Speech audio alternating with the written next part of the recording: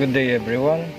So today's video we are going to show you how to test this inductive switch. Okay, but before that I will explain you first what equipment we are going to use.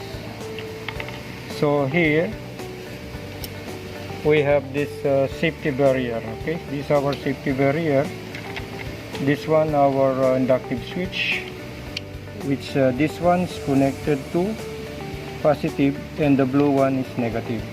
The same thing with the other one here, because here we have two inputs. Okay, so we have power supply here 110 volts. Okay, so to test this one,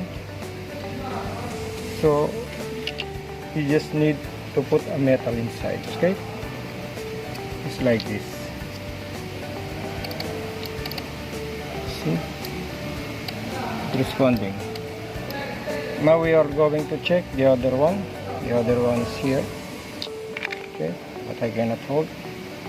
Sorry. Check. See,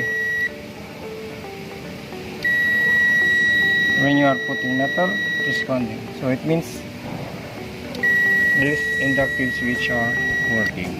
Okay, and for input 1, this one, you have this relay contact. For input 2, we have this one there, relay contact here.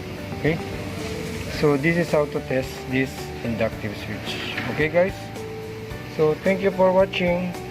Please like and subscribe.